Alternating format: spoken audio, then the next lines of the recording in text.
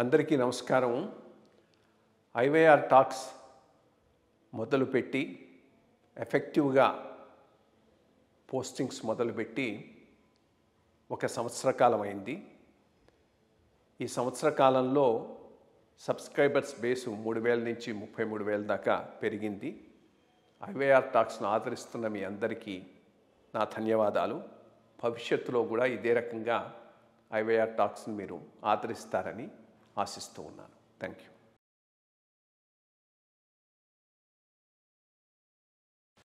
అందరికీ నమస్కారం. ఐవైఆర్ టాక్స్కు స్వాగతం. ఐవైఆర్ టాక్స్లో భాగంగా కొంతమంది ప్రముఖులను మనం ఇంటర్వ్యూ చేసి వారి అభిప్రాయాలను, వారి అనుభవాలను మీతో పంచుకోవటం జరుగుతూ ఉంది. దానికి కొద్దిగా భిన్నంగా ఈరోజు చాలా ప్రధానమైనటువంటి ఒక అంశం మీద డిస్కషన్ జరుగుతూ ఉన్నది. భక్తులకు తిరుమల ఆలయంలో సులభతరమైన చక్కని దర్శనం చేయటానికి ఎటువంటి చర్యలు తీసుకోవచ్చు, దీని మీద కొంత టీటీడీ మేనేజ్మెంట్ కూడా వర్క్ చేస్తూ ఉన్నట్టు ఉన్నది. ఈ మధ్య కొంత ఆర్టిఫిషియల్ ఇంటెలిజెన్స్ వాటిని ఉపయోగించి కూడా దీనిని ఇంప్రూవ్ చేసే విధానం ఏమైనా ఉంటుందా ఆలోచిస్తున్నామని చైర్మన్ గారు కూడా చెప్పారు. అసలు అక్కడ సమస్యలేంటి, చక్కటి దర్శనం అందరూ భక్తులకు కలిగించటానికి షార్ట్ టర్మ్లో ఏం చేస్తే బాగుంటుంది, దీర్ఘకాలంలో ఈ సమస్యకి ఏమైనా పరిష్కారం ఉందా అనే అంశం మీద కొద్దిగా చర్చిద్దామనేటటువంటి ఉద్దేశంతో ఈరోజు ఈ ప్రోగ్రాంను చేయటం జరిగింది. నేను తిరుమలలో 2 సంవత్సరాలు ఉన్నాను ఈవోగా. కానీ ఈ అంశం ఈవో కన్నా జేఈఓ తిరుమలకు బాగా తెలుస్తుంది. దాని మీద మంచి అనుభవం ఉంటుంది. సాధారణంగా జేఈఓలు కూడా చాలా ఎక్కువ కాలం అక్కడ ఉండటంతో ఇన్సైడ్ అవుట్ మాట్లాడేటటువంటి పరిస్థితి వాళ్ళకు ఉంటుంది. ఈరోజు నాతో పాటు ఉన్నటువంటి వ్యక్తి శ్రీనివాసరాజు గారు, కేఎస్ శ్రీనివాసరాజు గారు. వీరు నేను తిరుమలలో ఈవోగా ఉన్నప్పుడు వచ్చి జేఈఓగా జాయిన్ అయినాడు. 2 నెలలకు నేను బయటకు వచ్చేసాను. వారు అక్కడ కంటిన్యూ అయినారు. 8 సంవత్సరాల 2 నెలలు అక్కడ జేఈఓగా పనిచేసినటువంటి అనుభవం వారికి ఉన్నది. ఈ అనుభవంతో అక్కడ విధానం ఎట్లా పనిచేస్తుంది, ఇది ఈవో కొంత తెలుస్తుంది బ్రాడ్గా. బట్ నిట్టి గ్రిటీ డీటెయిల్స్ మాత్రం ఎప్పటికైనా జేఈఓకే బాగా తెలిసేటటువంటి అవకాశం ఉన్నది. శ్రీనివాసరాజు గారితో ఈరోజు ఈ డిస్కషన్ను మనం మొదలెడతాము. బ్రాడ్గా నా వ్యూ ఒకటి, ఇది మేనేజబుల్ ఇష్యూ కొంత, బట్ చాలా ఫోర్సెస్ వర్క్ చేస్తూ ఉంటాయి. సో ఇన్ని ఫోర్సెస్ను సమన్వయం చేసుకుంటూ సాధారణ భక్తులకు మోస్ట్ ఇంపార్టెంట్ థింగ్, సాధారణ భక్తులకు దర్శనం ఇవ్వటం, తక్కువ కాలంలో ఇవ్వటం, చక్కని దర్శనం ఇవ్వటం, దీనికి ఎటువంటి చర్యలు తీసుకోవాలి, ఏం చేయాలి అనే దాని మీద ఈరోజు ఒక చర్చలాగా దీన్ని నిర్వహించాలనుకుంటున్నాం. శ్రీనివాసరావు గారు, రాజు గారు, నమస్కారం. మీరు బ్రాడ్గా మీ అనుభవం మీద, అక్కడ ఉన్న పరిస్థితి, ఉన్న కన్స్ట్రెయింట్స్, దాంట్లో చేస్తున్నటువంటి యాక్టివిటీ మీరు పంచుకోగలిగితే దాని మీద కొంత డిస్కషన్ చేయడానికి మనం ప్రయత్నిద్దాం. ఓం నమో వెంకటేశాయ. కలియుగ దైవం వెంకటేశ్వర స్వామి అనుగ్రహంతో 8 సంవత్సరాలకు పైబడి స్వామివారికి నేరుగా, అదేవిధంగా భక్తులకు విశేషంగా సేవలు అందించే అద్భుతమైనటువంటి భాగ్యం ఈ జన్మలో కలిగింది. కలియుగ దైవం వెలసి ఉన్న తిరుమల పుణ్యక్షేత్రంలో ప్రధానమైనటువంటి సమస్యగా అందరూ భావించే క్రౌడ్ మేనేజ్మెంట్. అంటే భక్తులు విశేషంగా వస్తూ ఉంటే వారందరికీ కూడా సౌకర్యాలు కల్పించి అసౌకర్యాన్ని తగ్గించి తక్కువ కాలంలోనే వాళ్ళందరికీ సంతృప్తికరమైన దర్శనం చేయించగలగడం ఎట్లా అన్నదే అందరి ముందు ఉన్నటువంటి ప్రధానమైనటువంటి ఛాలెంజ్. ఈ పరిస్థితి రావడానికి ప్రధానమైన కారణము కలియుగ దైవం వెంకటేశ్వర స్వామిని దర్శించుకున్న తర్వాత మాత్రమే ఏ గుడిలోనూ ఏ పుణ్యక్షేత్రంలోనూ దర్శనం పూర్తయిన తర్వాత తిరిగి ఎప్పుడు వస్తాము అన్నది ఆలోచించము. కానీ తిరుమలలో మాత్రము వెంకటేశ్వర స్వామిని దర్శించుకున్న తర్వాతనే ఇమ్మీడియట్గా మనము తిరిగి మళ్ళీ ఇంకొకసారి ఎప్పుడు రావాలనుకుంటాము. 1 సంవత్సరానికి వస్తామా, 2 నెలలకు వస్తామా, 2 సంవత్సరాలకు వస్తామా అన్న ఒక భావనతో మనం తిరుమలను క్షేత్రాన్ని వీడుతాము. అంటే తిరుమల క్షేత్రానికి ఏ క్షేత్రానికి లేనంతమంది రిపీటేటర్స్, అంటే రెగ్యులర్గా వచ్చేటటువంటి వాళ్ళు, సంవత్సరానికి ఒకసారి రావడం అన్నది అక్కడ స్థానికంగా ఉన్నటువంటి సాంప్రదాయము. కాలమాన పరిస్థితులలో సౌకర్యాలు విశేషంగా పెరగడం వల్ల, చేరుకోవడంలో కానీ అక్కడ ఉండడంలో కానీ సౌకర్యాలు పెరగడం వల్ల అది 6 నెలలకి ఇప్పుడు ఒకసారి దర్శనం చేసుకోవాలని చాలామంది భక్తులు ఆశపడుతూ ఉంటారు. ఎక్సెప్షనల్గా నెలకు ఒకసారి వచ్చేవాళ్ళు ఉంటారు, 2-3 సంవత్సరాలకే వీలు పడేవాళ్ళు ఉంటారు. కాబట్టి ఇప్పుడు పరిస్థితులలో సంవత్సరము లేదంటే 6 నెలల్లో ఒకసారి దర్శనానికి రావాలనుకుంటారు. కాబట్టి ఏ క్షేత్రంలోనూ మనం ఇప్పుడు ఎంతో ప్రసిద్ధిగాంచినటువంటి కాశీకి వెళ్ళినా, అదేవిధంగా మనము ఇంకొక పుణ్యక్షేత్రం, అంటే మనం డిఫరెన్షియేట్ చేయకూడదు కాబట్టి ఇంకొక పుణ్యక్షేత్రానికి వెళ్ళినా మన జీవితంలో చూసినటువంటి అత్యద్భుతమైనటువంటి ఫీలింగ్ అక్కడ కలిగిన రిపీటేటర్గా మారడం అన్నది చాలా అరుదు. ఆ క్షేత్రానికి పోయి వచ్చాము, ఈ జన్మకి ఇది చాలు అనే భావనతో వేరే క్షేత్రాలలో ఉంటాము. ఇక్కడ తిరిగి ఎప్పుడు వెళ్దాము అన్న ఆలోచనతో మనము బయటికి రావడం జరుగుతుంది. కాబట్టి తిరుమలకు రష్ ఉండడము అన్నది తిరుమల క్షేత్ర మహిమలోనే అది ఒక భాగం. అది మొట్టమొదటిది.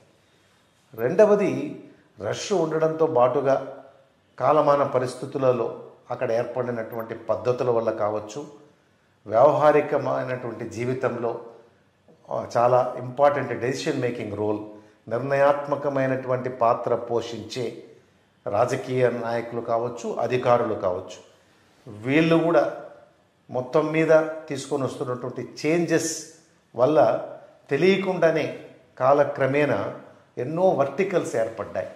అంటే ఒకదానికొకటి సంబంధం లేని వివిధ మార్గాలలో దర్శనం చేసుకోగలిగే సౌకర్యము, వెసులుబాటుగా పిలువబడే పరిస్థితి అందుబాటులోకి వచ్చింది. కానీ ఎప్పుడైతే ఆ నెంబర్ పెరుగుతుందో, ఎన్ని మార్గాలలో దర్శనం చేసుకోవచ్చు అన్నది పెరుగుతుందో, సేవలకు వెళ్ళవచ్చు, విఐపి బ్రేక్ దర్శనంకు వెళ్ళవచ్చు, నడకదారులు వెళ్ళి దర్శనం చేసుకోవచ్చు, 300 రూపాయల ద్వారా ప్రత్యేక ప్రవేశ దర్శనం చేసుకోవచ్చు, సర్వదర్శనంలో కూడా మనము టోకన్స్ తీసుకొని దర్శనం చేసుకోవచ్చు, ఏమీ లేకుండా మామూలుగా క్యూ లైన్లో నిలబడి దర్శనం చేసుకోవచ్చు. సేవలలో కూడా ఎన్నో రకాలు, బయట జరిగే సేవల తర్వాత దర్శనానికి వెళ్ళడానికి అవకాశం ఉన్నది. గుడి లోపలే సేవ జరిగే కళ్యాణోత్సవం లాంటిది, స్వామికి ముందే సేవలు చేసుకునే అవకాశం ఉండే సుప్రభాతం, తోమాల, అర్చన, అభిషేకం లాంటిది. ఇట్లా ఒక కాంప్లెక్స్ సిస్టమ్ స్వామివారికి తప్పకుండా చేయవలసినటువంటి సేవలతో బాటుగా కాలక్రమేణా ఏర్పడినటువంటి ఎన్ని మార్గాలులో దర్శనం చేసుకోవడం వల్ల చెప్పడానికి సౌకర్యం పెరిగిందంటాము, కానీ యాక్చువల్గా మేనేజరియల్ ఛాలెంజ్ అక్కడే ఉంటుంది. ఎన్ని లైన్స్ని మనము మేనేజ్ చేసి వీటన్నిటినీ ఒకదానికొకటి అనుసంధానం చేసి దర్శనము మనకు అవకాశం ఉన్నటువంటి 18 గంటలు 19 గంటలు టైంలో సామాన్య భక్తులకు కానీ అందరికీ దర్శనం చేయించాలి అంటే అది అందరి ముందున్నటువంటి బిగ్గెస్ట్ ఛాలెంజ్. దీనికి ఇంకొకటి కొత్తగా మనము యాడ్ చేసే పరిస్థితి రాకూడదు, కానీ మనము వ్యవస్థలో భాగంగా ఎవరిని మనం ఆపలేము కాబట్టి మళ్ళీ ఇంకొక రూపంలో ఇంకొక కొత్త సెక్షన్ ఒకటి యాడ్ అవుతూ వస్తూ ఉంటుంది. అందువల్ల ప్రాబ్లం కొంచెం పెద్దది అవుతూ ఉంటుంది. ఇది ప్రధానమైనటువంటిది. అంటే వెరీ సంక్షిప్తంగా చెప్పాలంటే స్వామివారిని తిరిగి దర్శించుకోవాలన్న కోరిక భక్తులకు ఉండడంతో ఎక్కడా లేని విధంగా రిపీటేటర్స్ ఇక్కడ రావడము.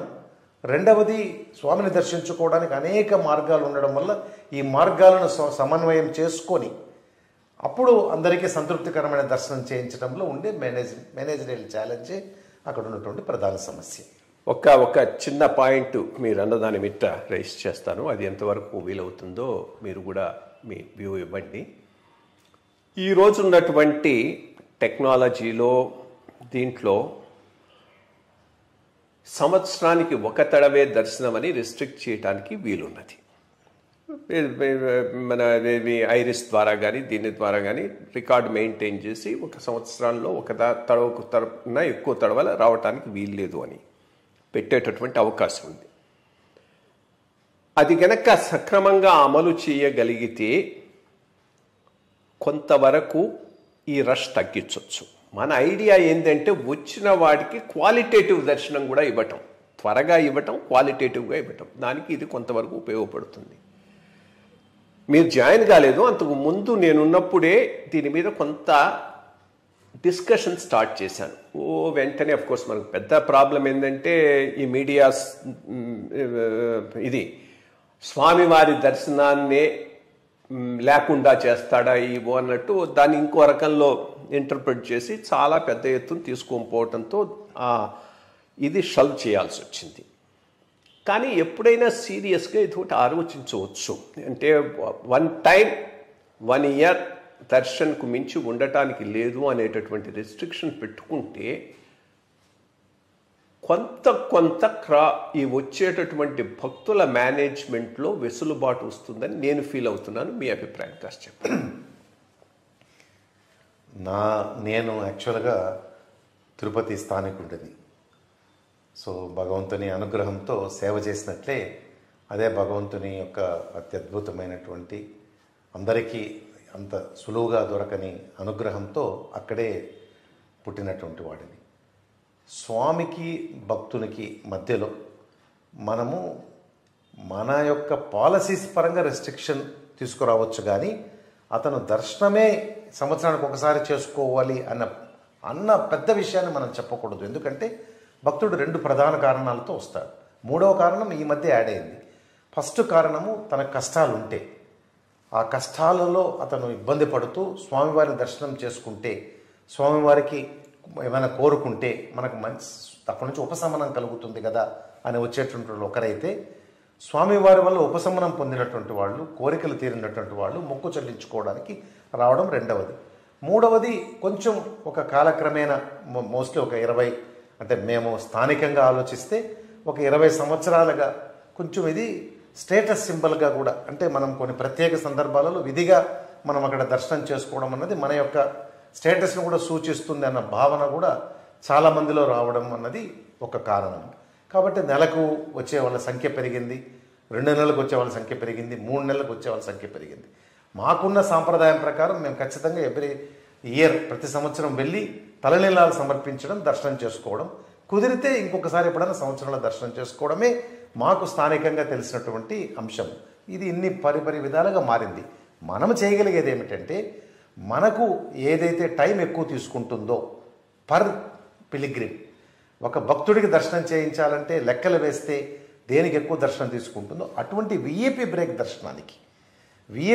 దర్శనానికి రావడానికి మనము ఎటువంటి నియంత్రణ తీసుకొని రావచ్చు. సంవత్సరం అనడం అని ఇమీడియట్గా షాక్గా ఉండవచ్చు. మాజీ ఉపరాష్ట్రపతి గారు వెంకయ్య నాయుడు గారు ప్రతి సంవత్సరం వారు ఒక్కసారి వస్తారు, వచ్చిన ప్రతిసారి ఈ మాట చెప్పి వెళ్తారు, సంవత్సరానికి ఒక్కసారే రావాలి భక్తులు, ఆ విధంగా టీటీడీ చర్యలు తీసుకోవాలి, భక్తులు కూడా ఆ విధంగానే వాళ్ళు ఆశించాలి అంటారు.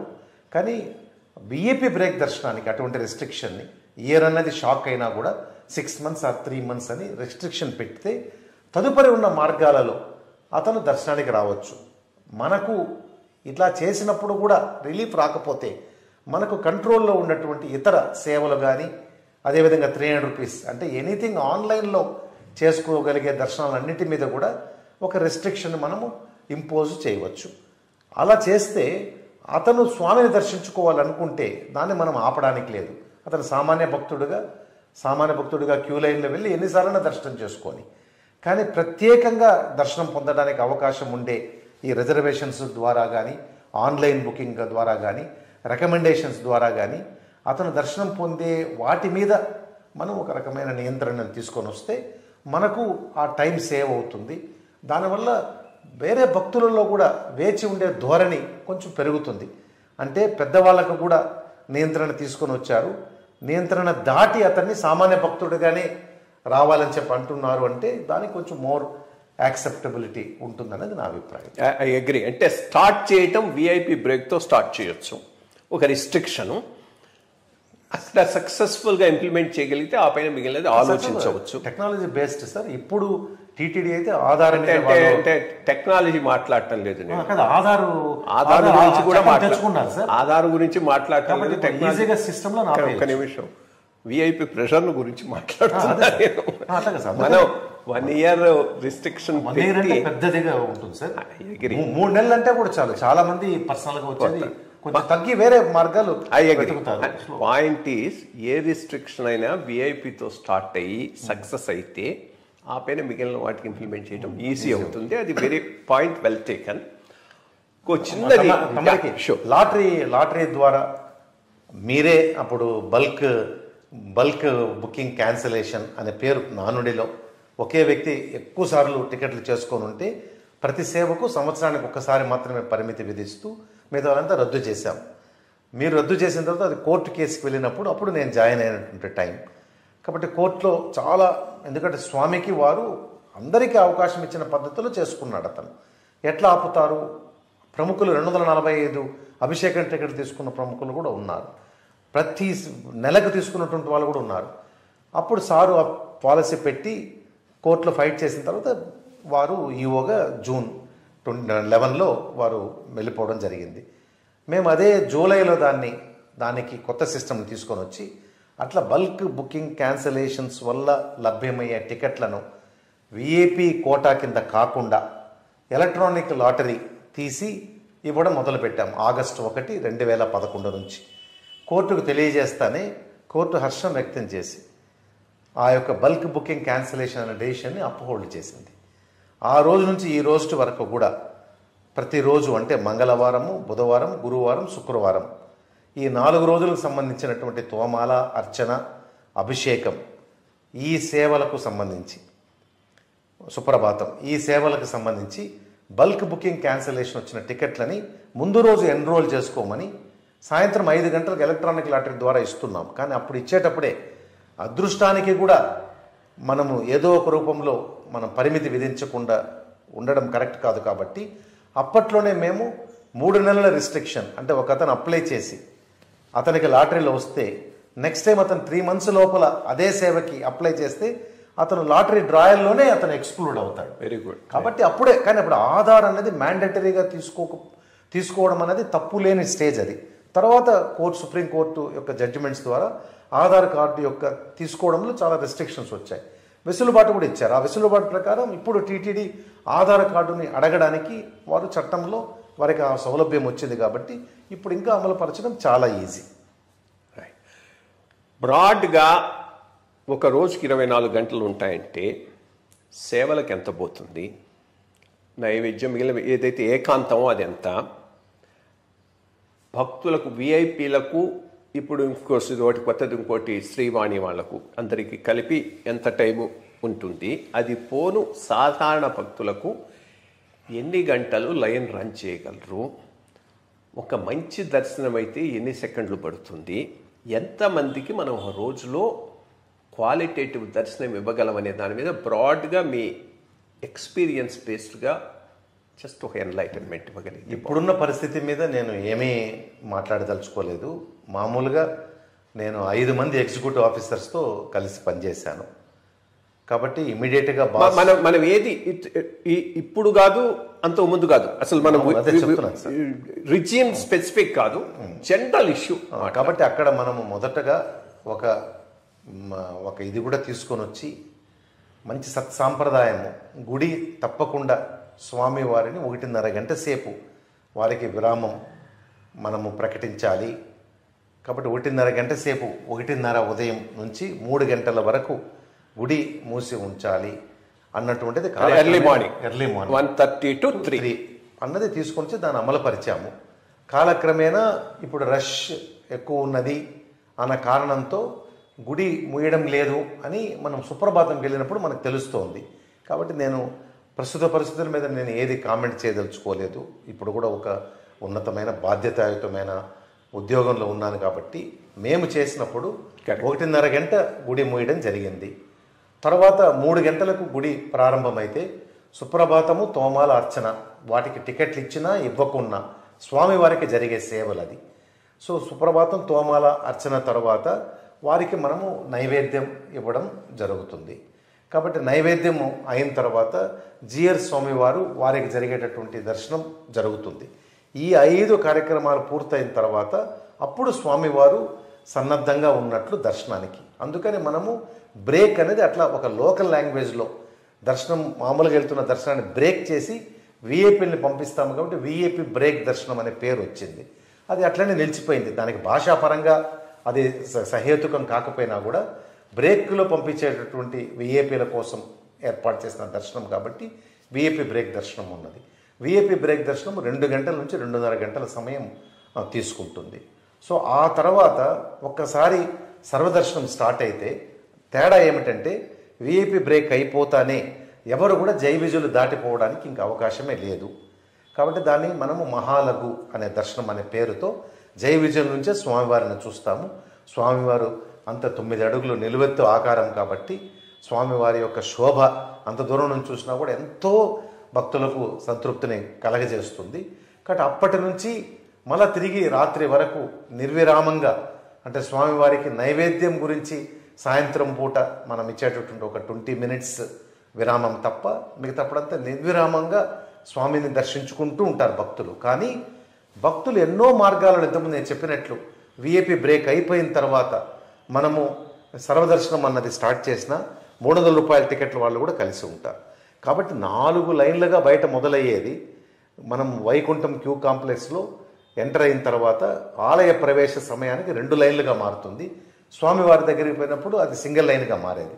దానికి కూడా మళ్ళీ మార్పు చేసి మనం 3 లైన్స్లో ప్యారలల్గా చేసుకునేటట్లు దర్శనానికి ఆ స్టెప్డ్ క్యూ లైన్ అన్నది ఏర్పాటు చేశాం. కాబట్టి ఒకేసారిగా స్వామివారి ముందు 3 వివిధ హైట్స్లో స్వామివారిని దర్శించుకుంటారు. కాబట్టి దానివల్ల కూడా సౌలభ్యం పెరిగింది. ఇది ఎంజి గోపాల్ కాంట్రిబ్యూషన్ అనుకుంటా ఆ టైంలో కదా మీరుండగా. రైట్ 2013లో మేము అది మొదలు పెట్టడం జరిగింది.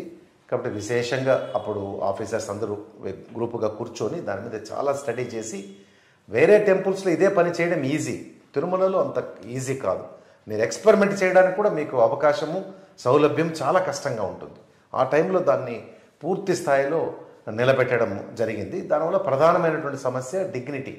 భక్తుడు స్వామిని దర్శించుకునే ఆ నిమిషంలో అతను తోపులాటకు గురి కాకుండా ఆ 1 సెకండ్ అనొచ్చు 10 సెకండ్లు అనొచ్చు, మనం 10 సెకండ్లు స్వామిని చూడడానికి అవకాశం కలుగుతుంది. ఆ టైంలో ఆ 10 సెకండ్లలో మనము స్ప్లిట్ క్యూ లైన్లలో ఉండడం వల్ల స్టెప్డ్ క్యూ లైన్లో ఉండడం వల్ల ఒత్తిడికి గురి కాకుండా మానసికంగా శారీరకంగా జరగని ఇబ్బంది తొలగడం వల్ల మానసికమైన ప్రశాంతత కలుగుతుంది. రెండవది లాటరల్ బెనిఫిట్, ఈ దొంగతనాలు అనేది పూర్తిగా పిక్ పాకెటింగ్, స్వామిని చూసిన మధురమైన క్షణంలో పిక్ పాకెటింగ్ జరగడం అన్నది అనాదిగా ఉన్నటువంటి సాంప్రదాయం.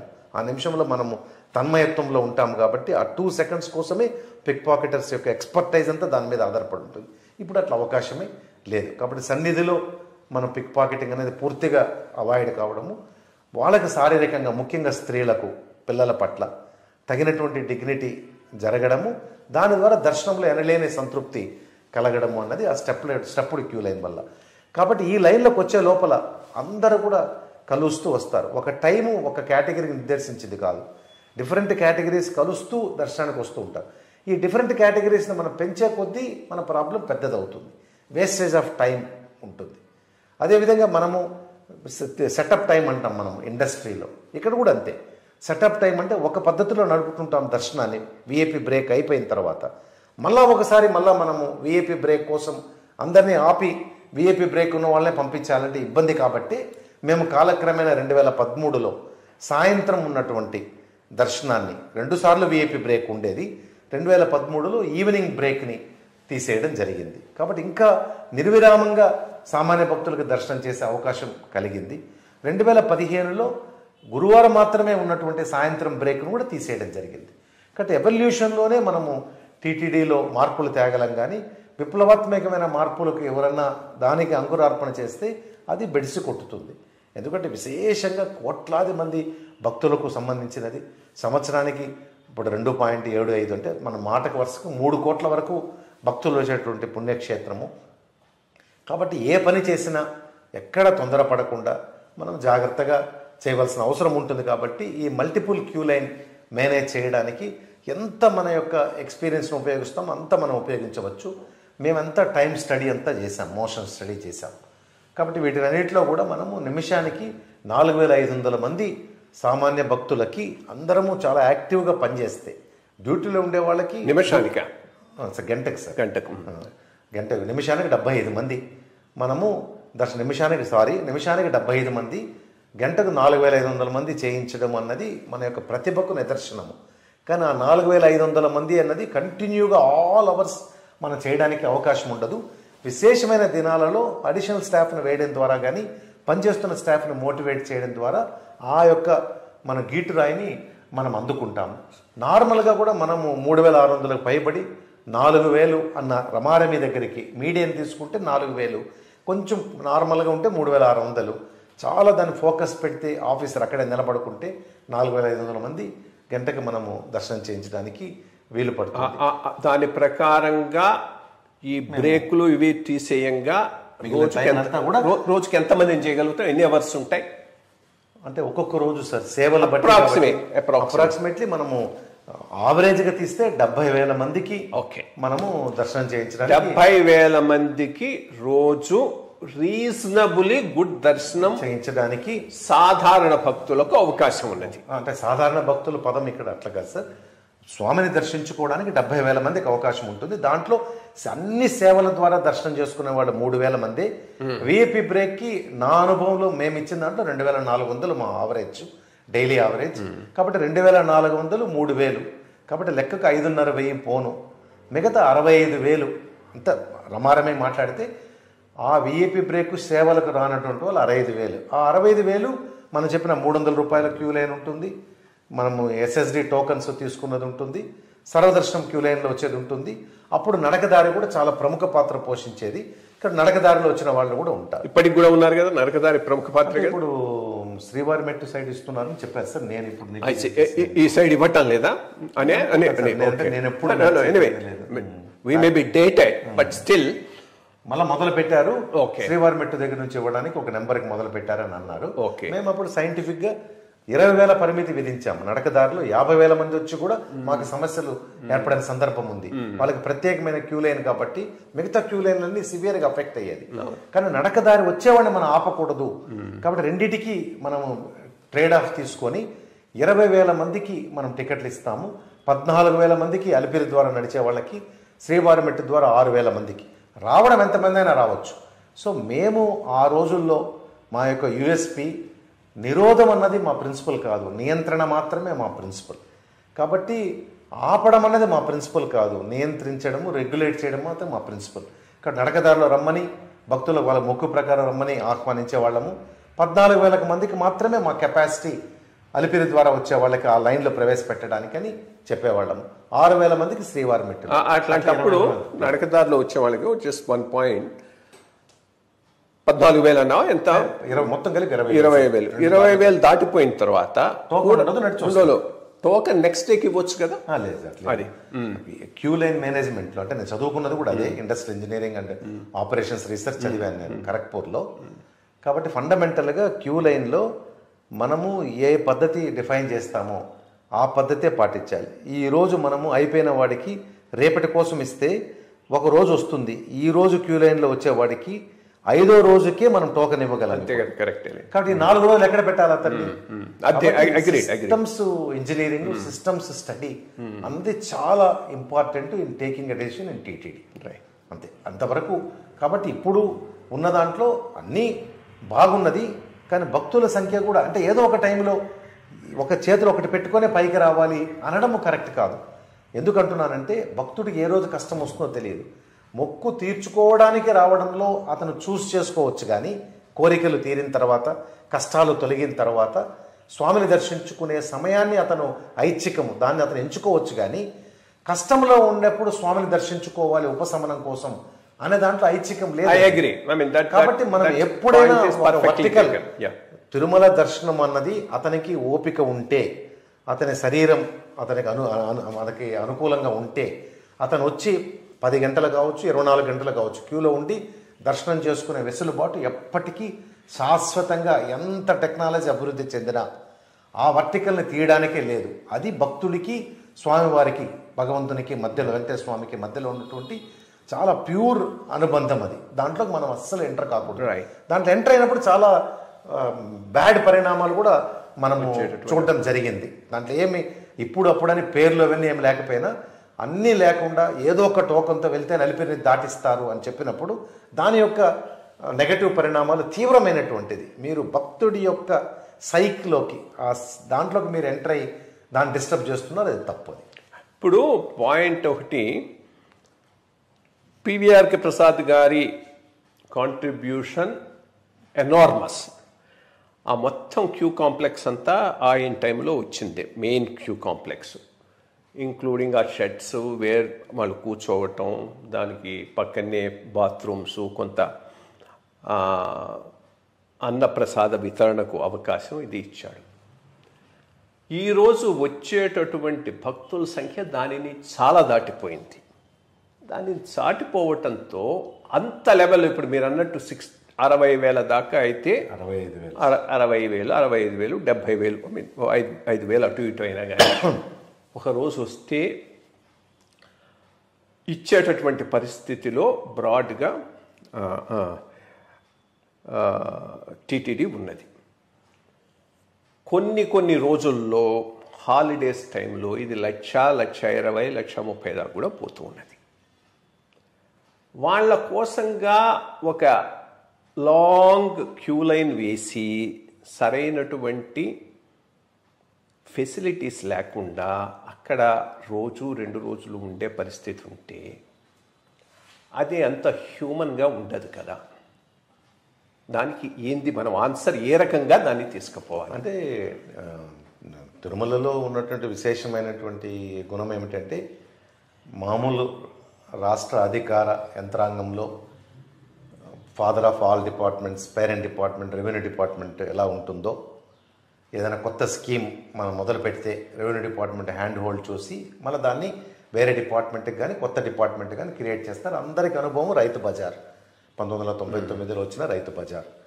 First revenue department hand hold చేసి మళ్ళీ మనము మార్కెటింగ్ డిపార్ట్మెంట్కి ఇవ్వడం జరిగింది. అట్లా టీటీడీలో engineering department is the backbone. So TTD engineering డిపార్ట్మెంట్లో రిక్రూట్మెంట్ ప్రాసెస్లో ఉన్నటువంటి చాలా గొప్పదనం కానీ, మేము చదువుకున్న రోజుల్లోనే ఐఐటి మద్రాస్ ద్వారా ప్రవేశ పరీక్ష నిర్వహణ జరిగి ఇంజనీర్లు వస్తారన్న కారణం కావచ్చు, ఇంజనీరింగ్ విభాగం ద్వారా చేయవలసినటువంటి కార్యక్రమాలు పెద్ద ఎత్తున ఉండడం వల్ల ఆ ఇంజనీరింగ్ విభాగము దాని యొక్క సెంట్రిక్గా టీటీడీ నడపడంతో ఆ ఇంజనీరింగ్ విభాగం వాళ్ళు ఎప్పుడు తగిన చర్యలు తీసుకుంటూ ఉంటారు. క్యూ లైన్లో మనము విశేషమైనటువంటి దినాలలో గరుడ సేవ మైల్డ్గా, వైకుంఠ ఏకాదశి మెయిన్గా ఆ రోజు మనము క్యూ లైన్లో మాత్రమే వేస్తాము. మిగతా ఫెసిలిటీస్ అంతా కూడా పక్కన మనం ప్రొవైడ్ చేయము. కానీ రోజువారీ క్యూ లైన్లో వారు ఎక్కడ వెయిట్ చేస్తున్నా దానికి అటు ఇటు తప్పకుండా వాళ్ళకి సంబంధించినటువంటి నేచర్ కాల్కి సంబంధించినటువంటి ఏర్పాట్లు, అదేవిధంగా క్యూ లైన్లో ఉన్న సమయంలో వారికి భోజన వసతి ఏర్పాటు, సమయానుకూలంగా కాఫీ, టీ మొదలుకొని స్నాక్స్ మొదలుకొని టిఫిన్, భోజనము అన్నీ కూడా వాళ్ళకి ఏర్పాట్లు జరుగుతూ ఉంటుంది. కానీ వెయిట్ చేయడం అన్నది మనకు బాధ కలిగించే అంశం. వెయిట్ చేసేటప్పుడు సౌకర్యాలు కల్పించడం అనేది ఇప్పుడు స్థిరీకరణ జరిగింది. అంటే అది స్థిరంగా ఉన్నది టీటీడీలో.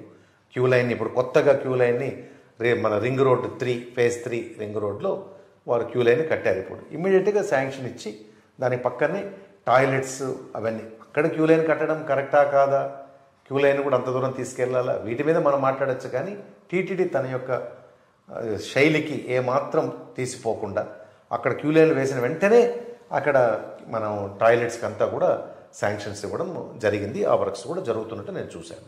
ఇప్పుడు ఆ క్యూ లైన్లో ఉన్నవాడు ఆ క్యూ లైన్ అంతా దాటుకొని మళ్ళీ ఈ షెడ్లకు వచ్చి మళ్ళా స్వామివారి దర్శనం చేసుకోవడానికి ఒక రోజు పడుతుంది కదా, ఒక రోజు 2 రోజులు పడుతుంది అనుకుంటా.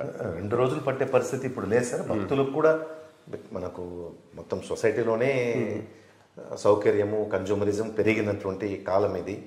కాబట్టి ఒక 20 సంవత్సరాల ముందు కష్టానికి ఓర్చుకునేటట్లుగా ఈరోజు అదేవిధంగా అంత కష్టానికి ఓర్చుకునేటట్లు మనమందరం ఉన్నామా అన్నది, అంటే మనమంటే ఏ స్థాయిలో ఉన్న వాళ్ళైనా, ఏ స్ట్రేటా వాళ్ళైనా కూడా అది ఆలోచించవలసిన విషయమే.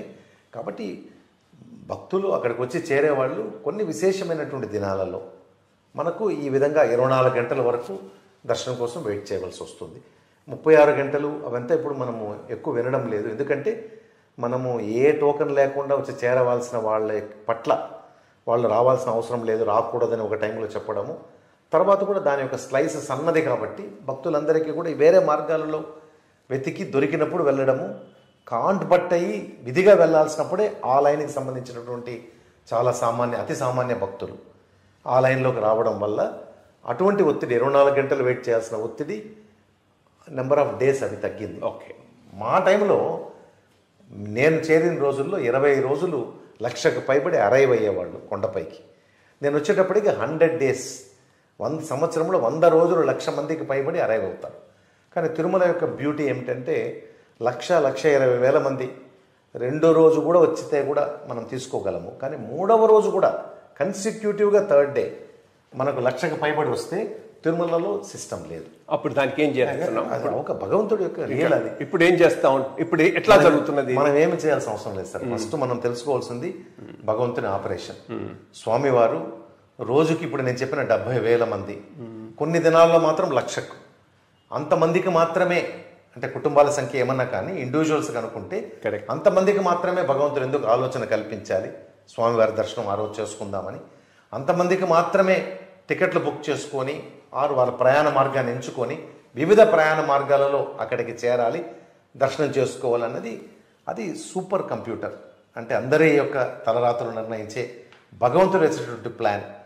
కాబట్టి అటువంటి ప్లాన్లో ఎప్పుడు కూడా వికృతి రూపం ఉండదు. మనం ఎంత భరించగలమో అంతనే భగవంతుడు చేస్తాడు. కాబట్టి కొన్ని విశేషమైనటువంటి దినాలలో నేను చెప్పినట్లు 1,00,000 మందికి పైబడి మనకు వస్తారు. 365 రోజులు కూడా 1,00,000 మంది పైబడి రావచ్చు కదా. భగవంతుడు అటువంటి పరిస్థితి ఎప్పుడు కూడా కల్పించాడు. సాధ్యం కాని విషయాన్ని ఎప్పుడు కూడా భగవంతుడు కల్పించాడు. మనం కష్టపడితే పరిష్కారం దొరికే ఆ యొక్క శ్రమను మనం కలిగించవచ్చు అంతే. రైట్. ఇంకొక చిన్న విషయం, ఐవి సుబ్బారావు గారి టైంలో సుదర్శన కంకణం అనుకుంటా, దాని పేరు సుదర్శన కంకణమే కదా, అనే సిస్టమ్ ఒకటి పెట్టాడు కాస్త టెక్నాలజీ అది ఉపయోగించి. అంటే ఐడియా ఈవెన్ ఈ షెడ్లలో కూడా రావాల్సిన అవసరం ఉండదు, ఆ కంకణం టైమింగ్ ఇస్తారు, ఆ టైంకి వచ్చి దర్శనం చేసుకోండి అని. మొదట్లో అది కొంత వర్కౌట్ అయింది, బట్ సమ్ ప్రాబ్లమ్స్ వల్ల అది అంతా ముందుకు పోలేదు.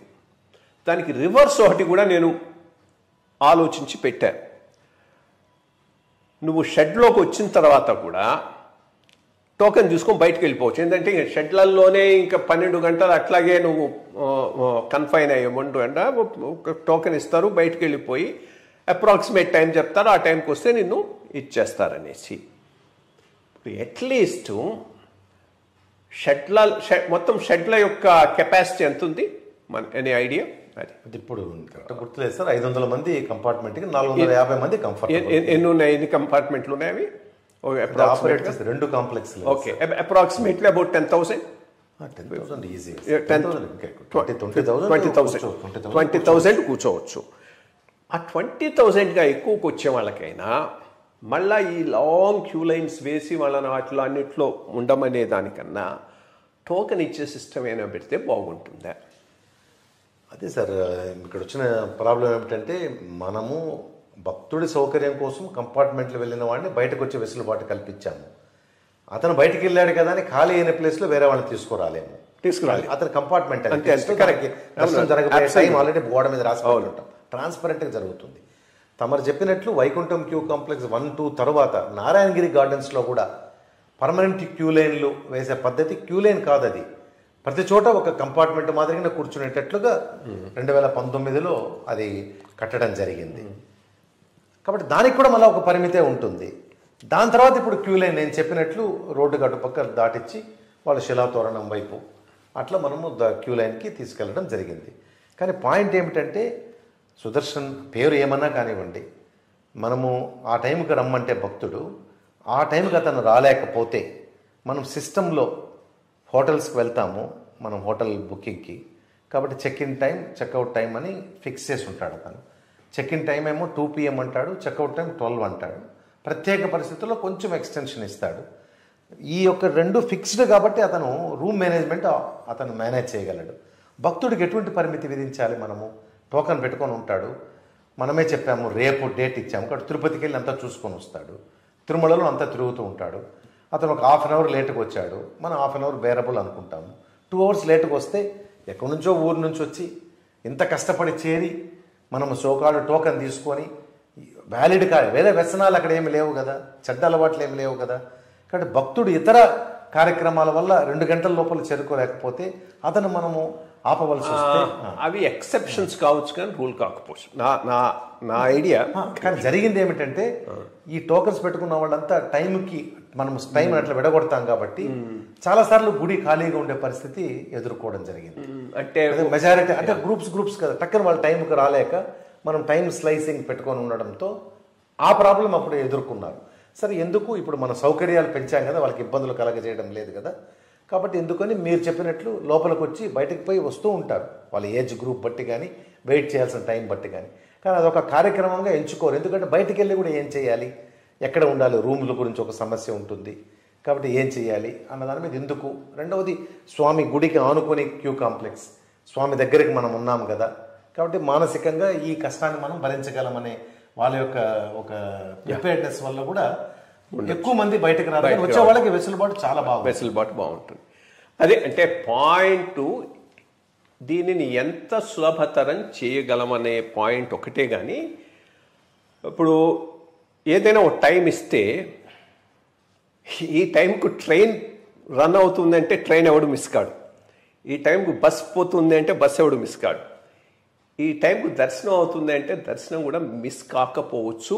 అట్లా మిస్ అయ్యేవాళ్ళు 1-2 నా అసెస్మెంట్ 100లో 1-2 ఉంటారు, అది manageable. Maybe it's worth trying anyway. These are all issues వీటికి there is no definite answer.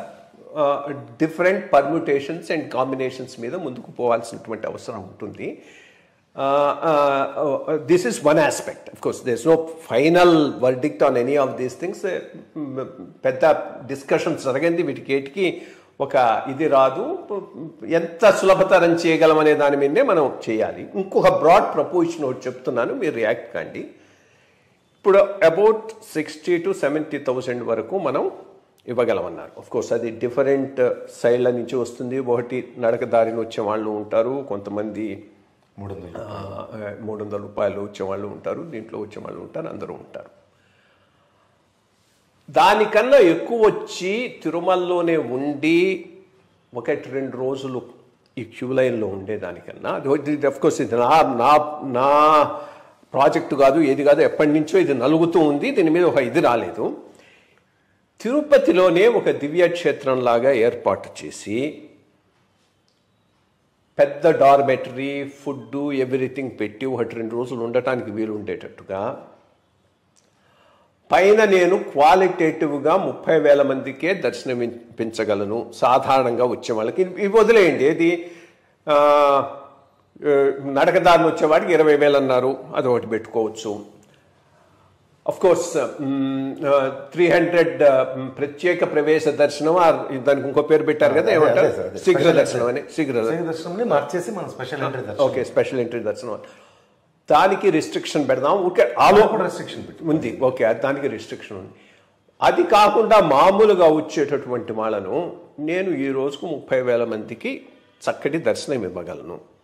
So ఈ కాంప్లెక్స్లో వచ్చిన వాళ్ళల్లో 30,000 మందే పైకి వస్తారు. 60,000 మంది వస్తే ఇంకో 30,000 రెండో రోజు దాకా ఉంటారు అనే రకంలో ఒకటి ఏర్పాటు చేసుకొని చేయగలిగితే సాధారణ భక్తులు కంటే ఈ కేటగిరీస్లోకి వేటిలోకి రాని వాళ్లకు, అంటే విఐపి రాడు, దెన్ ప్రత్యేక ప్రవేశ దర్శనంలోకి రాడు, కాలినడకలోకి రాడు, వాళ్లకు క్వాలిటేటివ్లీ గుడ్ దర్శనం ఇచ్చే అవకాశం ఉందా? ఈ ఎక్స్పెరిమెంట్ ఏమైనా అసలు ఆలోచించవచ్చా? ఆలోచించినందువలన లాభం ఉంటుందా ఉండదా? మీ ఒపీనియన్ కాస్త చెప్పండి. అదే సార్, ఇప్పుడు మనము ప్రాబ్లమ్ని సాల్వ్ చేసేది కాదు, ఇది ప్రాబ్లం షిఫ్టింగ్. తిరుమలలో ఉన్న ప్రాబ్లమ్ని తిరుపతికి షిఫ్ట్ చేస్తాము. సేమ్ అదేవిధంగా తిరుమలకి వెళ్దామని 1,00,000 మంది వచ్చారనుకోండి, అంటే 3 రోజులు కావాల్సిన మనుషులు ఆల్రెడీ తిరుమలలో ఉన్నారు, వాళ్ళకి ఎట్లా సౌకర్యాలు కల్పిస్తారు? ఈ 1,00,000 మంది వచ్చారు కదా అని నెక్స్ట్ డే బయలుదేరి వచ్చేవాడు ఎవడు ఆగడు, వాళ్ళు వస్తారు, వాళ్ళు 50,000 అనుకోండి, అప్పటికి ఏమైపోయింది, 5 రోజుల కెపాసిటీ వాళ్ళు తిరుపతిలో ఉంటారు. కాబట్టి ఎనీథింగ్ ప్రాబ్లమ్ని తిరుమల నుంచి షిఫ్ట్ చేస్తే మనకు సొల్యూషన్ దొరుకుతుంది అనుకోవడము అంత కరెక్ట్ కాదు అని మనం ఈ మధ్య ఒక ఇన్సిడెంట్లోనే నన్ను టీవీలో అడిగితే నేను కూడా చాలా కేటగారికల్గా చెప్పడం జరిగింది. తిరుమలలో అన్ని వ్యవస్థలు ఉండి ఎటువంటి సమస్యనైనా ఎదుర్కోగలిగేటటువంటి స్ట్రక్చర్స్, క్యూ లైన్లు కావచ్చు, కంపార్ట్మెంట్లు కావచ్చు, అదేవిధంగా వ్యవస్థలు, మనుషులు కావచ్చు, వాళ్ళకి అనుభవం కావచ్చు, ఇవన్నీ మించి మనం తిరుపతికి షిఫ్ట్ చేస్తే ప్రాబ్లమ్ని దానికి సొల్యూషన్ దొరకదు. తిరుపతిలో క్యాస్కేడింగ్ ఎఫెక్ట్ వస్తుంది. ఒక టైంలో మనం క్రౌడ్ మేనేజ్మెంట్ చేయలేం కాబట్టి సరే రేపటికి కూడా ఇచ్చేసేయండి, చాలా అన్రెస్ట్గా ఉన్నారు, గలాభ జరుగుతుంది అంటాం. కాబట్టి రేపటి కోసం వచ్చేవాడు వాడికి ఏమి ఇవ్వాలి, 3 రోజుల తర్వాత ఇస్తే ఆ 2 రోజులు తను ఎక్కడ ఉండాలి. కాబట్టి తిరుమలలో ఎటువంటి వాటి ద్వారా మనం పబ్లిక్ అప్పీల్ ఇచ్చుకోవచ్చే కానీ యాక్చువల్కి సమస్యకి పరిష్కారం మనకు దొరకదు. వీలున్నంత వరకు కొత్త వర్టికల్స్ ఏది కూడా యాడ్ చేయకుండా తిరుమల అడ్మినిస్ట్రేషన్ నడిస్తే అది చాలా మంచిది. కొత్త వర్టికల్ ఏది యాడ్ కాకుండా ఉంటే, ఎన్ని వర్టికల్స్ తక్కువ ఉంటే అంత మన క్యూ మేనేజ్మెంట్ ఈజీ అవుతుంది. అంటే వర్టికల్స్ యాడ్ కావటం అనేది ఆటోమేటిక్. దాంట్లో మనం you cannot wish it away. For example మీదే చెప్తాను, L1 L2 was a excellent idea. Because వచ్చేటటువంటి వాడు విఐపి అయితే L1, విఐపి రెఫరెన్స్ అయితే L2. కొన్నాళ్ళు బాగానే నచ్చింది. ఆ పైన మొత్తం ప్రెషరు, ఇన్ఫ్లుయెన్స్ అంతా ఏంది L2 L1కి పెట్టమని. సో ఈ వర్టికల్స్ మనం చేసే కొద్దీ పోతాయి. శ్రీవాణి నన్ను అడిగితే అది వర్టికల్ అయినా కానీ నా దృష్టిలో ఎక్సలెంట్ ఐడియా. ఎందుకంటే మనం విఐపి ఇచ్చేటటువంటి టికెట్స్ను రిస్ట్రిక్ట్ చేసి ఇస్తున్నప్పుడు ఆ బ్లాక్ మార్కెటింగ్ విఐపీలో జరుగుతున్నది. విఐపీలు మన బోర్డు మెంబర్లే డబ్బులు తీసుకొని విఐపి టికెట్లు ఇచ్చిన వాళ్ళు ఉన్నారు కదా. ఈ ఇష్యూస్ ఎప్పటి నుంచో జరుగుతున్నటువంటివి. ఆ రికమెండేషన్కు డబ్బులు. ఇప్పుడు ఏమైంది, ఈవెన్ నా ఫ్రెండ్స్ కొంతమంది కూడా అంతకుముందు నన్ను అడిగేవాళ్ళు, ఏముంది 10,000 కట్టి నేను నేరుగా వెళ్ళిపోతే నువ్వు అడుక్కోవాల్సిన అవసరం ఏముంది అనేది ఒకటి వచ్చింది. కాబట్టి శ్రీవాణి ఓ మంచి ఎక్స్పెరిమెంట్, దాంట్లో ఏమీ డౌట్ లేదు. అది వర్టికల్ వచ్చింది. రెండోది, విఐపి దర్శనం వలన సామాన్య ప్రజలకు, సామాన్య భక్తులకు టైం దొరుకుతుంది అనేది కూడా పెద్ద ఇష్యూ కాదు. ఎందుకంటే నువ్వు ఎంత విఐపిని చేసినా కానీ అంత కలిపి 2-3 గంటలు మించి ఉండదు. ఇప్పుడు తోమాల, రెండోది అర్చన టైంలో నువ్వు కావాలనుకుంటే వదిలేస్తావు. కాబట్టి దట్ ఆల్సో అది ఉంది. యాక్చువల్లీ నా టైంలోనే అది మొదలెట్టాం. అభిషేకం టైంలో కూడా పెట్టేశాం భక్తులు వేటట్టుగా. సో ఈ వర్టికల్స్ కొన్ని మూవ్ అవుతూనే ఉంటాయి. రెండోది, శీఘ్ర దర్శనం ఆర్ స్పెషల్ దిస్ థింగ్ ఏంటంటే అది సక్సెస్ ఎందుకు అయిందంటే దాని మీద రిస్ట్రిక్షన్ లేదు కాబట్టి సక్సెస్ అయింది. అంతకుముందు ఇది అర్చనానంతర దర్శనం ఏడు అవి ఉన్నప్పుడు రిస్ట్రిక్షన్ పెట్టావు కాబట్టి బ్లాక్ మార్కెటింగ్ వచ్చింది. సో ఇవి జరుగుతూనే ఉంటాయి. వీటన్నిటినీ అండ్ దెన్ నరక దారిలో వచ్చేవాడికి ఎప్పుడు ప్రిఫరెన్స్ ఉండాలి. బికాస్ వాడు నడిచి వస్తున్నాడు కాబట్టి వాడిని నువ్వు రిస్ట్రిక్ట్ చేయలేవు. Quota as I agree, because అందరికి ఇవ్వలేం కాబట్టి 20,000నో 30,000నో పెట్టుకొని ఇవ్వటం దట్స్ ఓకే. సో ఇవన్నీ పోను మిగిలిన వాటిల్లో ఆ 30,000 40,000కో ఒక మంచి దర్శనం ఇవ్వటానికి out of the box thinking ఏమైనా చేయగలమా? అది యాజ్ సింపుల్ యాజ్ దట్. ఎట్లా చేస్తాం సార్? మీరు అంటే దాన్ని నేను పొడిగించిన ఒకటే లైను. ఇప్పుడు విఐపి బ్రేక్, విఐపీలని ప్రెషర్ చేసి లెటర్లు తీసుకొని అన్సర్టనిటీతో వెళ్ళే బదులు శ్రీవాణి ట్రస్ట్ అన్నదానికి 10,000 డబ్బులు ఉంటే టికెట్ కొనుక్కుంటే సర్టన్గా టికెట్ తీసుకొని వెళ్ళిపోతాడు అన్నదానివల్ల శ్రీవాణి ట్రస్ట్ టికెట్ అతనికి దొరికింది, అతను యాడ్ అయ్యాడు, కానీ విఐపి బ్రేక్ ఏమైనా తగ్గలేదా? కరెక్ట్. కాబట్టి దీనే సిస్టమ్స్ ఇంజనీరింగ్ అంటారు. మనము తెలియకుండానే చాలాసార్లు చెప్పాను, ఈరోజు వెరీ సింపుల్గానే చెప్తాను, ఎక్కువ మాట్లాడదలుచుకోవాలి. ఏమిటంటే ఏదైనా కొత్తది క్రియేట్ చేస్తే క్రియేట్ చేసేటప్పుడు క్రియేటర్స్ అందరూ కూడా ఒక భ్రమలో ఉంటారు. అంటే పలానా రిలీఫ్ కోసము పలానా సెక్షన్ మైగ్రేట్ అవుతుంది ఈ సెక్షన్కి అని వారు ఒక క్రియేట్ చేస్తారు ఒకటి. కానీ యాక్చువల్గా ఏం జరుగుతుందంటే రియల్గా న్యూ క్లాస్ క్రియేట్ అవుతారు. మైగ్రేషన్ జరగదు. మైగ్రేషన్ ఇన్సిగ్నిఫికెంట్ ఉంటుంది, న్యూ క్లాస్ క్రియేట్ అవుతుంది. రెండోది, మైగ్రేషన్ జరిగితే వాళ్ళు ఖాళీ చేసి వదిలిన స్థలాన్ని వేరే ఎవడొచ్చి ఆక్యుపై చేస్తాడు. కరెక్ట్. కాబట్టి సిస్టమ్స్ ఇంజనీరింగ్ అది చెప్పేది. ఈ నాలెడ్జ్ ఉంటే మనం మీరు ఇప్పుడు మాట్లాడినట్టే 300 రూపీస్ మేము ఆన్లైన్ చేసాము. కాబట్టి 300 రూపీస్ ఆన్లైన్ చేసిన తర్వాత దాంట్లో ఉండే నెగటివ్స్ అంతా పోయింది, దాంట్లో ప్రాబ్లం లేదు. కానీ 300 రూపీస్ క్యూలో వచ్చి నిలబడి 15,000 కోటాతో చేస్తూ వచ్చాము. ఆ 15,000 కోటాలో క్యూలో వచ్చి నిలబడి అంతవరకు ఉన్న తర్వాత 15,000కు దొరుకుతుంది. మీరున్నప్పుడే నేను ఆ విషయాన్ని కూడా చెప్పి 15,000కు లిమిట్ చేసి అప్రాక్సిమేట్గా ముందే చెప్పి క్యూలో ఎంటర్ కావద్దండి అని చెప్పి ఇవన్నీ చేశాము. ఈ బాధల నుంచి తొలుగుతారు కదా ఆన్లైన్ కానీ పెట్టేస్తే అని మనం పెట్టాము. చాలా గొప్ప సిస్టమ్ అది. కానీ ఆ సిస్టంలో కూడా ఫర్ ఎగ్జాంపుల్ మనకు తెలుగు రాష్ట్రాలు ఆంధ్రప్రదేశ్, తెలంగాణ, తర్వాత తమిళనాడు, తర్వాత కర్ణాటక, తర్వాత మహారాష్ట్ర, ఇవి పోను రెస్ట్ ఆఫ్ భారతదేశం అంతా ఒకటి టీటీడీకి రోజు వచ్చే దర్శనానికి సంబంధించి భక్తులు నేను చెప్పిన ఆర్డర్లోనే. కాబట్టి ఇలా ఉండేది. ఆ రెస్ట్ ఆఫ్ ఇండియాలో నుంచి వచ్చేవాళ్ళు అంతకుముందు స్టాటిస్టిక్స్ ప్రకారం 2 to 3% అని ఉండేది. ఈ 15,000 టికెట్లలోనే 25% దాటిపోయారు. అంటే మీరు ఇంతకుముందు క్యూలో వచ్చి అంటే ప్రత్యేక ప్రవేశ దర్శనం క్యూ లైన్లో నిలబడి ఆ టికెట్ తీసుకొని దానికి పట్టే సమయంలో దర్శనం చేసుకునే బదులుగా ఇప్పుడు అతనికి టైం ఫిక్స్ చేసి ఆన్లైన్లో ఇస్తే 1.5 అవర్లో దర్శనం చేయిస్తున్నాం. కాబట్టి ఇతనికి ఈ సౌకర్యం కల్పించాము అన్న స్టేట్మెంట్ కరెక్ట్ కాదు.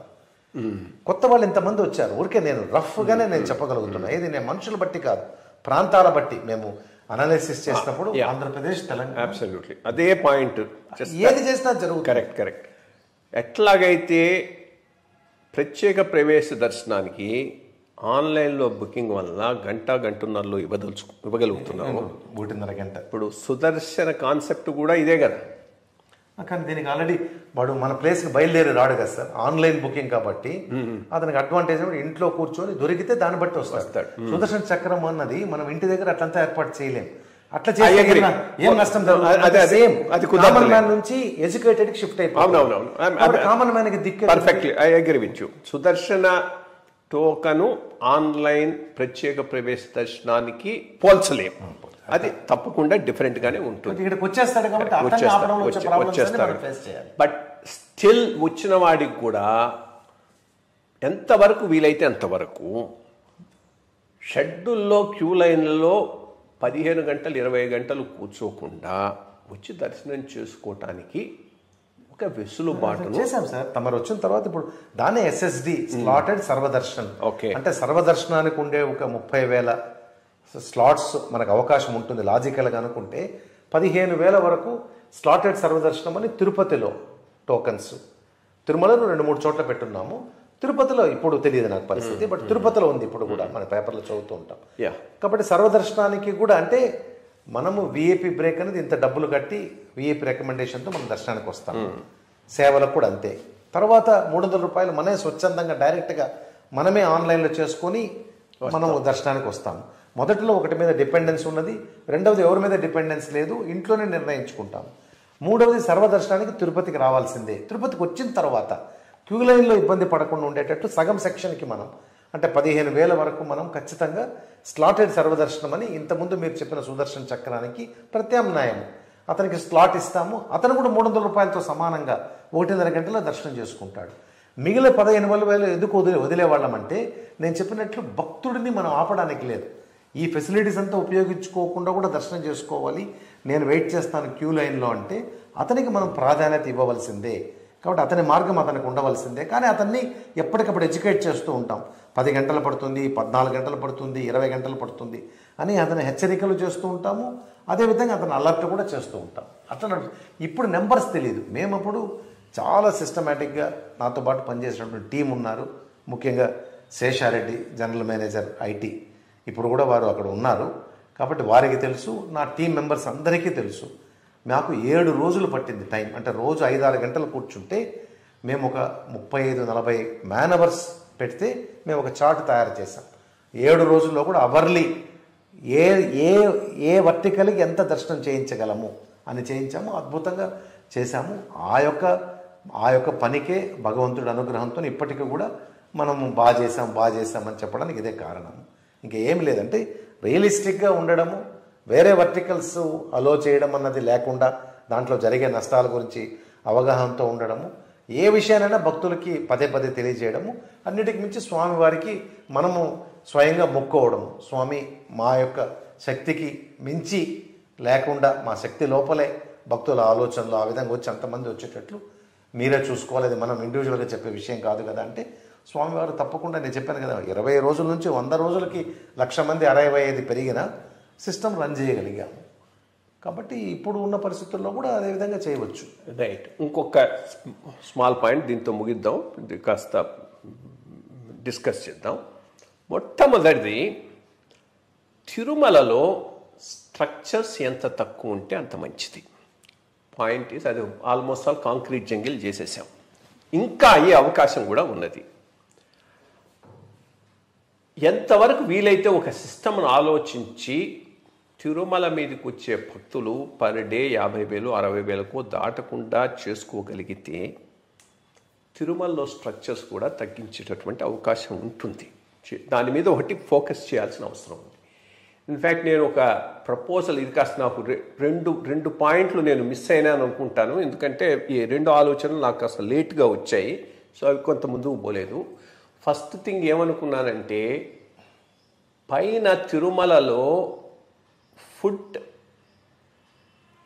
ఆప్షన్స్ కేవలం మనం రన్ చేసేటటువంటి హోటల్కి ఎందుకు రిస్ట్రిక్ట్ కావాలి అని అన్ని ఎస్టాబ్లిష్డ్ వెజిటేరియన్ చైన్స్ ఇన్వైట్ చేసి పెడదామని దానికి ఒక కాన్సెప్ట్ తయారు చేసి, like I mean Woodlands or Saravana Bhavan ఇటువంటి పెట్టేసి వాళ్ళందరినీ let them open it so that people have thing అని, అది అక్కడనే ఆగిపోయింది, ఆ పైన అది ముందుకు పోలేదు. రెండోది, ఇది కూడా నాకు టువర్డ్స్ ది లేట్ ఎండింగ్లో వచ్చినటువంటి ఐడియా, ఇన్ని డార్మెటరీస్ ఇవి కట్టి పెట్టే బదులు బేసిక్గా పైకి వచ్చేటటువంటి భక్తుడు మార్నింగ్ ఏంది కాస్త కాల్స్ ఆఫ్ నేచరు, స్నానం, అదైన తర్వాత he can freely move around. So ఒక హోటల్ రిసెప్షన్ సెంటర్ లాగా ఒకటి పెట్టి, ఇంకా దాంట్లో ఏమి రూమ్స్ గేమ్స్ ఏమి ఉండవు, series of toilets and bathrooms పెట్టేసేస్తే, క్లాక్ రూమ్ ఒకటి పెట్టేస్తే వస్తారో వాడి లగేజ్ దాంట్లో పడేస్తాడు, తయారవుతాడు, పోతాడు, వస్తాడు. సో దట్ స్ట్రక్చర్స్ కూడా తగ్గుతాయనేది అదొక, ఈ 2 అనుకున్నాను కానీ బట్ లాజికల్ కంక్లూషన్ పోలేదు.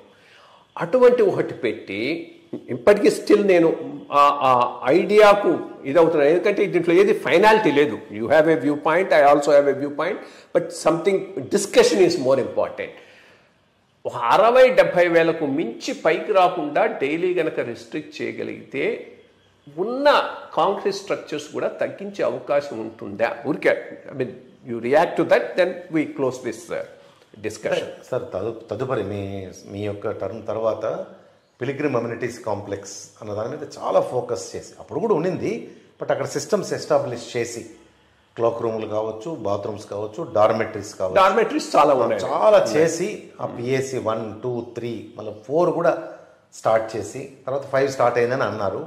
కాబట్టి పిలిగ్రిమ్ అమ్యూనిటీస్ కాంప్లెక్స్లో మీరు చెప్పినవన్నీ కూడా ఉన్నాయి. ఓకే, కానీ మళ్ళీ నా పాయింట్ అదే, మీరు 50,000 మందిని మాత్రమే తిరుమలకు వచ్చేటట్లుగా అంటే తిరుపతిని నియంత్రించడం, ఇది మనకు భక్త జన సమూహంలో ఆ పాయింట్ ఎప్పటికీ కూడా మనం చెల్లుబాటు కాదు.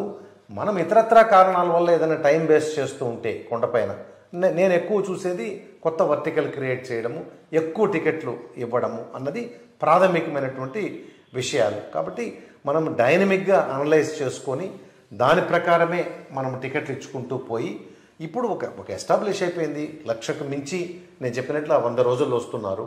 గడిచిన కొంతకాలంలో ఏది లేకుండా, ఒక టోకెన్ ఏది లేకుండా పైకి రాకూడదు అనడం వల్ల ఆవరేజ్గా 1,00,000 మంది పైకి వచ్చే రోజులు తగ్గాయి. ఇప్పుడు నేను కొండకు వెళ్తూ ఉంటాను, నేను అక్కడి మా ఊరు కూడా కాబట్టి వెళ్ళి వస్తూ ఉంటాను, అందరూ మిత్రులే, వాళ్ళందరూ ఉండేదాన్ని బట్టి 1,00,000కు మించి తిరుమలకి చేరుకునే వాళ్ళ రోజుల సంఖ్య తగ్గింది. కాబట్టి తప్పకుండా మనం కొంచెం జాగ్రత్తగా ఉండి మనము మేనేజ్ చేయాలి.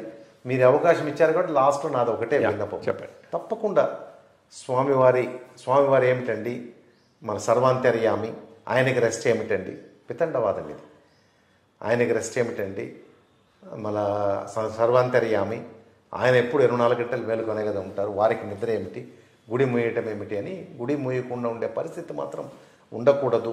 సింపుల్ సైన్స్ అందరూ చదువుకున్న వాళ్ళమే. గుడి లోపల అందరినీ క్రిక్కిరిసి లోపల పెడితే మేము ఒక ఏదైనా జరిగితే అనుకోనిది ఏదైనా అవాంతరం జరిగితే ఏమవుతుందో చూస్తే 5,000 మందిని అకామిడేట్ చేస్తుంది. మొత్తం గుడిలో అందరినీ మనం ఏమంటారు కుక్కేస్తే మొత్తం గుడి అంతా కూడా 5,000 మందిని.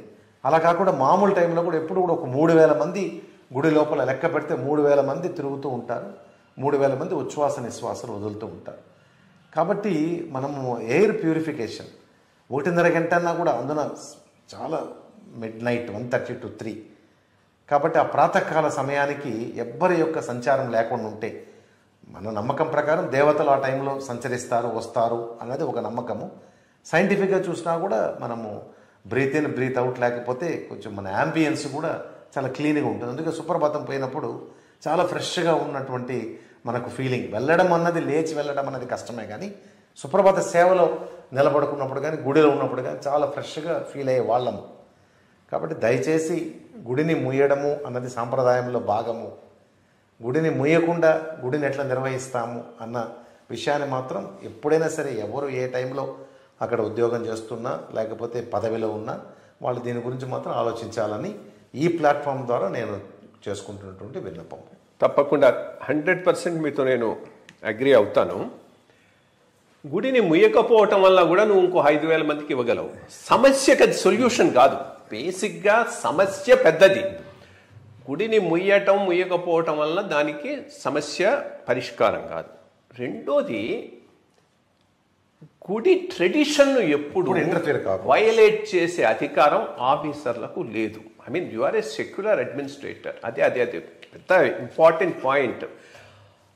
గుడి స్వామివారికి రెస్టు ముయ్యటం తీయటం అనేటటువంటిది అది మన దేవాలయ వ్యవస్థల మేనేజ్మెంట్లో ఒక ఇంపార్టెంట్ ప్రిన్సిపల్. దానిని నేను వయలేట్ చేసి దర్శనమిస్తాం అనేది రిడికులస్. ఏ ఆఫీసరు అటువంటి పిచ్చి పని వ్యవస్థ. 4 గంటలకు గుడి మూసారనే వాళ్ళు 9 గంటలకు మూసారు. రష్ పెరిగే కొద్దీ 1:30కు వచ్చి 1:30 గంట మనం మూయకపోతే ఒక ఆఫీసర్ని కాదు, సిస్టమ్ వ్యవస్థ అది చేసేటటువంటి పరిశీలించాలని అవసరం ఉండకూడదు. అదే రకంగా నైవేద్యం టైంలో పెట్టడం అది కూడా చాలా ఇంపార్టెంట్. నైవేద్యం టైంలో పెట్టడం, అంతకుముందు ఈ నైవేద్యానికి ముందు దర్శనాలు పెట్టినప్పుడు లేట్ అవుతూ ఉండేది. అది క్లోజ్ కాగానే అది టైమ్లీ నైవేద్యం జరిగేటటువంటి విధానం అంటూ వచ్చింది. సో ఈరోజు శ్రీనివాసరాజు గారితో డిస్కషన్లో బ్రాడ్గా భక్తులకు సులభతరమైన దర్శనం, క్వాలిటీ దర్శనం ఇవ్వడానికి ఏమేం చేయాలనే దాని మీద డిస్కస్ చేసాం. వారి పాయింట్ ఆఫ్ వ్యూ వర్టికల్స్ తగ్గించుకుంటూ పోతే మనకి ఎక్కువ టైం వస్తుంది. దాని ద్వారా బెటర్గా మనం సాధారణ భక్తులకు ఇవ్వగలుగుతాం. ఒక్కొక్క వర్టికల్ పెంచుకుంటూ పోతే, వర్టికల్ అంటే ఇప్పుడు కొండ మీద నుంచి నడిచి వచ్చే వాళ్ళకు ఒక వర్టికలు, ప్రత్యేక ప్రవేశ దర్శనం ఒక వర్టికలు, విఐపి బ్రేక్ ఒక వర్టికలు, శ్రీవాణి ట్రస్ట్ ఇప్పుడు కొత్త వర్టికల్ అదే చెప్తూ ఉన్నది కూడా, శ్రీవాణి ట్రస్ట్ ఒక వర్టికలు. ఇట్లా ఇన్ని వర్టికల్స్ అయ్యే కొద్దీ టైం తగ్గుతూ ఉందని వారి పాయింట్ ఆఫ్ వ్యూ. బట్ కొంత రిస్ట్రిక్షన్ కిందనే చేసి తక్కువ మంది వచ్చినందువల్ల క్వాలిటీ దర్శనం ఇవ్వగలం. అంటే వీటికి ఏవి ఫైనల్ ఆన్సర్స్ లేవు, డిఫరెంట్ పాయింట్స్ ఆఫ్ వ్యూస్ ఉంటాయి. టీటీడీ కొద్దిగా దీని మీద ఎక్కువ ఎక్సర్సైజ్ చేసి, ఐ మీన్ ఇది నిరంతర ప్రక్రియ, దీనిని ఎక్స్పెరిమెంట్స్ చేస్తూ ఉండాలి. ఎక్స్పెరిమెంట్స్ ద్వారా వచ్చేదాని ప్రకారంగా క్వాలిటేటివ్ ఇంప్రూవ్మెంట్స్ చేస్తూ ఉండాలి. మధ్య మధ్యలో పెద్ద బ్రేక్స్ వస్తూ ఉంటాయి. ఆ పెద్ద బ్రేక్స్ ఇప్పుడు లైక్ 2-3 అంచెలలో క్యూను తీసుకుపోవటం అనేది ఒక పెద్ద బ్రేక్. బికాస్ అంతకుముందు ఒకడే పోయేవాడు, 3 ఒకేటరో పోయి దర్శనం చేసుకోగలుగుతున్నారు. సుదర్శన కంకణం ఒక బ్రేక్, అది కొంత అమలైంది, మళ్ళా కాలేదు, దానికి కారణాలు వేరే ఉన్నాయి. బట్ అది మళ్ళీ ఇంకో చోట అమలవుతున్నది. ఇప్పుడు ప్రత్యేక ప్రవేశ దర్శనంలో అది ఒక ప్రధానమైనటువంటి ఆస్పెక్ట్గా వచ్చింది, online booking, coming and having Darshan అనేటటువంటిది. బట్ దీని మీద విస్తృత చర్చ అయితే అవసరం. ఇంకోటి కూడా ఉన్నది, అది నేను కావాలని, ఎందుకంటే దీన్ని వెంటనే ఇంకో రకంగా మిస్ఇంటర్ప్రిట్ చేసేటటువంటి అవకాశం ఉంది కాబట్టి దాని గురించి నేను మాట్లాడలేదు. శాస్త్రంలో విమాన వెంకటేశ్వర స్వామి దర్శనం మూల విరాటు దర్శనానికి ఎంత ఇంపార్టెంటో అంత ఇంపార్టెంట్ అని మెన్షన్ చేశారని అప్పుడు నాకు ఉన్నటువంటి వాళ్ళు చెప్పారు. మరీ ఎక్కువైపోయి నార్మల్గా కాదు, దర్శనానికే 2 రోజులు పట్టే అవకాశం ఉన్నప్పుడు అదొకటి చెప్పొచ్చా, చెప్తే వచ్చి విమాన వెంకటేశ్వర దర్శనం చేసుకొని పోవటానికి వాళ్ళు రెడీగా ఉంటారు. ఇది ఒక సొల్యూషన్ కింద కాదు, యాజ్ ఎ సజెషన్ ఆలోచించే అవకాశం ఉందా? ఇవన్నీ ఆలోచించి టీటీడీ దీని మీద నిరంతర ప్రక్రియ అయితే చేయాల్సినటువంటి అవసరం ఉన్నది. శ్రీనివాసరాజు గారికి నా ధన్యవాదాలు. ఆయన ఎక్స్పీరియన్స్, ఎనార్మస్ ఎక్స్పీరియన్స్ మీద మాట్లాడాడు కాబట్టి ప్రతి మాటకు విలువ ఉన్నది. బికాస్ అక్కడ నిలబడి క్యూ లైన్ మేనేజ్మెంట్ చేయటం అంటే సాధారణమైనటువంటి విషయం కాదు. నేను అక్కడ ఈవోగా ఉన్నప్పుడు కూడా ఎప్పుడు ఇది మనసులో ఒక చిన్న ఇది ఎప్పుడైనా అంతే, అంతమంది జనం అంత ఇదిగా పోతున్నప్పుడు ఎక్కడ ఒక చిన్న జరిగినా కానీ ఒక చిన్న ఇష్యూ కావచ్చు అని ఆలోచిస్తూ ఉండేవాడిని. సో అటువంటి ఆ టెన్షన్ ఆయన 8 ఏళ్ళు పడ్డాడు. నేను తప్పకుండా మీరు మాట్లాడితే 1 నిమిషం మాట్లాడింది, then we close it. So ఈరోజు ఇంత పెద్దవారు నన్ను పిలిచి మాట్లాడమని చెప్పడం కూడా అక్కడ స్వామివారి సేవలో అన్ని సంవత్సరాలు పనిచేయడము, ఆ పని చేసినప్పుడు మనము పొందినటువంటి తృప్తి, భక్తులకు కలిగినటువంటి ఆనందము, ఈ భక్తులకు ఆనందం కలగడానికి నాకు అన్ని వేళలా సహకరించినటువంటి నా ఎక్స్టెండెడ్ ఫ్యామిలీ మెంబర్స్, టీటీడీ అన్ని స్థాయిల్లోని ఉద్యోగస్తులు, వివిధ స్థాయిలలో పనిచేసినటువంటి, వివిధ సందర్భాలలో పనిచేసినటువంటి executive officers, TTD board chairman and members, నా యొక్క టైంలో అంతా కూడా వాళ్ళందరూ సహకరించారు. ప్రత్యక్షంగా నాకు చేదోడు వాదోడుగా నా వెన్నంటి నడిచినటువంటి తిరుమల తిరుపతి దేవస్థానం ఉద్యోగుల సహకారంతోనే నేను ఎంతోమంది భావించినట్టు నాకు కూడా ఎంతో ఆత్మతృప్తి కలిగినటువంటి అంశం అది. అక్కడ ఉద్యోగం చేయడము అంత గొప్పగా అక్కడ చేయగలిగే అవకాశం ఇంతమంది సహకారంతో వచ్చింది కాబట్టి వారికి నా యొక్క ధన్యవాదాలు తెలియజేస్తూ, స్వామి అనుగ్రహానికి పాత్రుడైనందుకు మొత్తం అందరి తరపున నన్ను అభిమానించే వాళ్ళు, కుటుంబ సభ్యులు, మా ఆధ్యాత్మిక గురువు గారు శ్రీరామ్ సార్, అందరికీ కూడా మరొక్కసారి వారందరి తరపున కూడా స్వామి వారికి ప్రణమిల్లి నమస్కరిస్తూ, మీ యొక్క అనుగ్రహంతోనే ఈరోజు ఇక్కడికి వచ్చి కూడా 4 మాటలు మాట్లాడగలిగాను. నాకు ఎటువంటి కాంట్రవర్సీస్ రైజ్ చేయడము అన్నది నా యొక్క ఉద్దేశం కానే కాదు. ఏదైనా నేను మొత్తం అంశంలో బాధపడేది, ఆలయం అయితే విధిగా ముయ్యాలి, 1.5 గంటన ముయ్యాలని ఆర్డర్స్ పాస్ చేయడం జరిగింది. ప్రతిరోజు దాని మీద మేము వాచ్ చేసేవాళ్ళం. అలా జరగడం లేదు అని తెలిసినప్పుడు అదొక్కటి నేను ప్రస్తుత పరిస్థితి మీద నేను అప్పీల్ చేస్తున్నటువంటి అంశము, ప్రస్తుతం ఉన్నటువంటి వారు, పరిపాలిస్తున్నటువంటి వారు, వాళ్ళందరూ కూడా దీని పట్ల, ఆలయం మూసే అంశం పట్ల ఒక్కసారి పునఃపరిశీలించాలని, అది తప్ప ప్రస్తుత పరిస్థితులు దేని మీద నేను ఎటువంటి మాటలు మాట్లాడదలుచుకోలేదు. మేము చేసిన పద్ధతులు, చేయగలిగే విధానాల గురించి మాత్రమే నా యొక్క అభిప్రాయాలను పరిమితం చేశానని చెప్పి తెలియజేస్తూ, నా యొక్క కృతజ్ఞతలు ఐవైఆర్ కృష్ణారావు గారికి, పెద్దలు వారు గుర్తుపెట్టుకొని పిలిచినందుకు వారికి మనపూర్వక కృతజ్ఞతలు తెలియజేసుకుంటూ సెలవు తీసుకుంటున్నాను. ఓం నమో వెంకటేశాయ. థ్యాంక్ యూ శ్రీనివాసరాజు గారు, చక్కగా జరిగింది. Thank you so much for sharing your experiences అన్ని మాతో పంచుకున్నందుకు, దీని ద్వారా ప్రజలకు తెలియజేసినందుకు. ఎందుకంటే ప్రజలు ఎడ్యుకేట్ కావాలి, తెలుసుకోవాలి దీంట్లో ఉన్నటువంటి సాధక బాధకాలు, దానికోసంగా మనం